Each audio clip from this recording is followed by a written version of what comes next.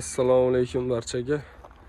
Bugunimiz Samarqand viloyati Pazdarg'om tumani Hoslat qishlog'ida kaloslarimizni chiroyli obzorini chiqaramiz.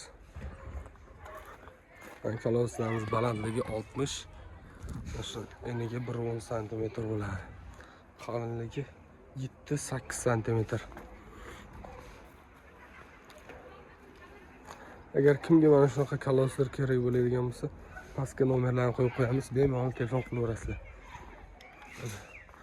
Nerede ko'p judayam son. Shunaqa.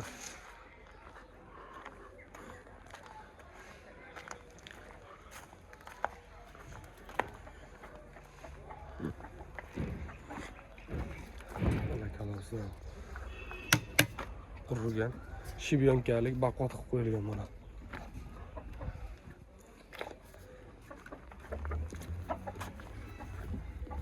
Rombo. Rombo. Konsolar haqida.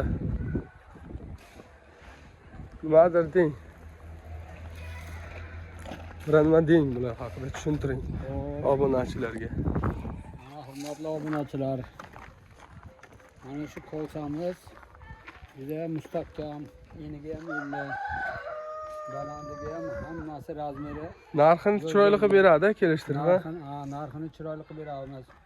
O'zimiz olib borib, o'zimiz ustanobga qilib, kavlashlari ham ichiga. Kavlashlari ham ichida.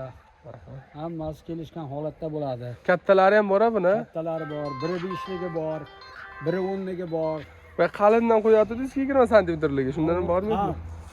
Aytmoqda, mana katta ariqlarga ko'prik o'rnida yotqizib qo'yiladi, 15 santimetrdan qalinroq eni setka qo'yiladi, dovoyna setka, ikki qatlamli bo'lib, mana havo mashinalar ustiga shunday chiqib o'tganda ham hech qanday nagruska bermay o'tib ketadi.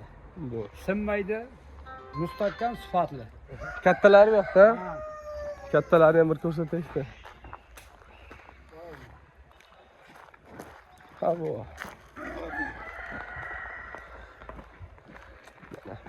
Olbishga 1.10 razmerdagilar bular.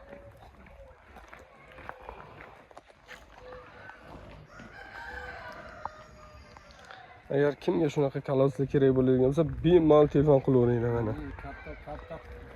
Katta quburlarimiz mana. Juda qalin, baquvvat.